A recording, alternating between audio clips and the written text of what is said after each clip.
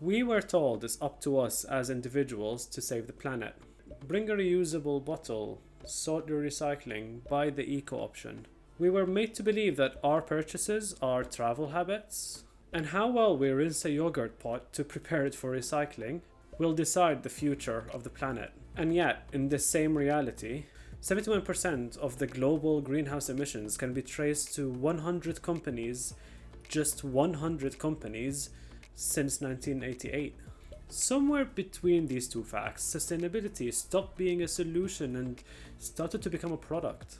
In this same reality, companies are commercializing every last remaining bit of sustainability. And in this same reality, we are bombarded daily by products that call themselves and market themselves as sustainable. We are relying entirely on the exact same consumerist culture that caused the problem to begin with. And this is exactly where the contradiction really starts to matter. Responsibility is framed as individual, while the damage is largely industrial. Instead of addressing production, logistics, and energy use at scale, sustainability became downsized into something personal, optional, and purchasable. In this same reality, sustainability becomes something that you buy, not something you enforce. In this same reality, sustainability is framed as a moral, personal test. Did you choose the right option? Did you offset your flight? Did you recycle effectively?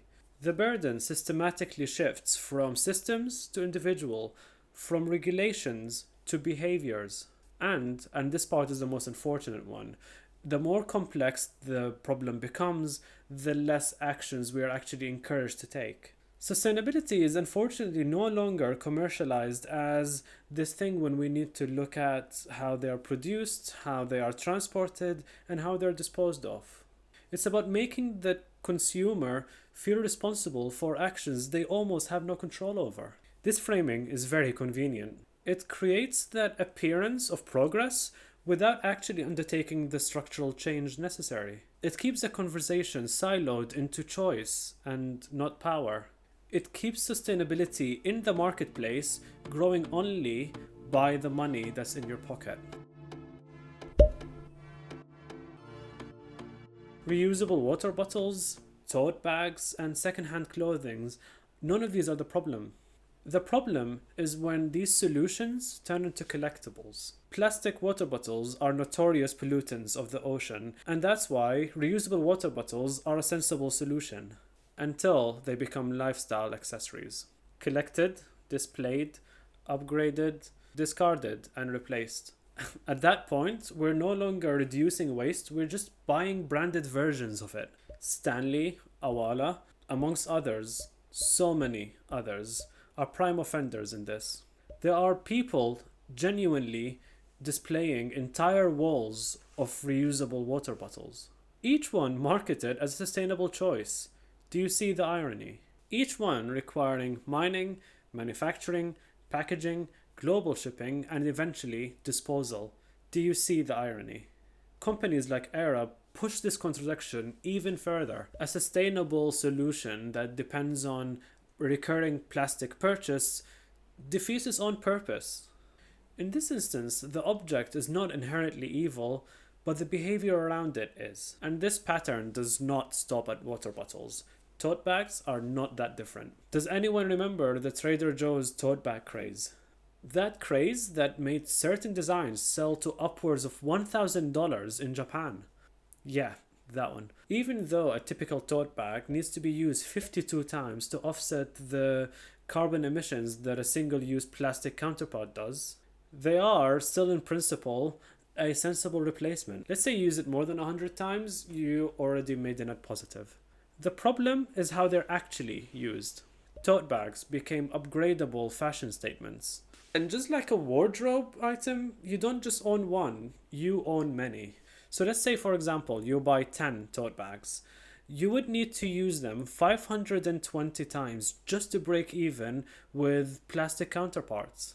Sustainability doesn't work if it follows the same trend cycle as fast fashion. So your tote bag, when you're done with it and it goes out of fashion, it doesn't just disappear, it goes into a landfill with the other plastic bags.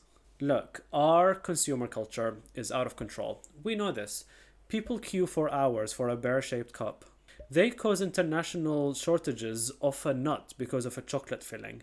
And this one I'll never understand, they lose their minds over a generic-looking doll. None of this is new. What is new, though, is that sustainability has been folded into this exact same hype machine. Scarcity marketing, limited editions, and trend cycles that spike demand and then quietly collapse. Reusable water bottles, second-hand clothing, and tote bags are solutions to real problems. They should not be products that scarcity marketers can use to pump demand and then end up in a landfill somewhere. Do you know what is sustainable, though? Subscribing, if this kind of design culture questioning is your thing.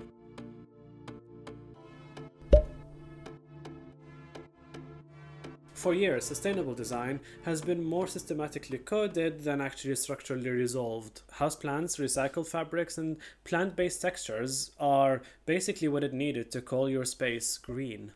But this recycled sofa can be shipped halfway across the world. This table can be made of multiple materials that cause significant emissions during manufacturing. And these walls could not be insulated at all, forcing higher energy consumption to heat or cool the building. But as long as the buzzwords are there, recycled materials, recyclable fabrics, and repurposed water bottles, the space suddenly easily passes as sustainable. Sustainability becomes something that you see, not something that you systematically do. A good sustainable design doesn't always mean how good a room actually looks, but it should mean how long things last as well. Where these materials come from and how easily they're disassembled or repaired, and how much energy the space consumes over time. Unfortunately, though, these things don't always photograph well. They don't always trend on Instagram, and they're much harder to sell. So instead of redesigning systems, corporates choose to redesign appearances. And this is exactly where the responsibility starts to shift. Instead of regulating manufacturing, materials, and transport at scale, we're asked to make better choices ourselves. Buy the right bag, the right water bottle, the right sofa. And within these right choices, we pay a premium for that green label. And this is exactly when sustainability becomes a lifestyle aesthetic. They guilt trip us into buying things that we don't actually need, while the largest contributors for environmental damage remain largely unchanged. Roughly 34% of global emission is caused by power generation, and 24% come from industry and manufacturing. These are not problems that you can just solve at a checkout while you put your shopping in a tote bag while you carry your Stanley Cup. We are not failing to save the planet because we don't care. We are failing because sustainability was sold back to us as something that we should buy, not something that needs to be redesigned. If sustainability only existed as a consumer choice, then it was never designed to challenge the systems that cause damage, but only to decorate them. I'll see you in the next one.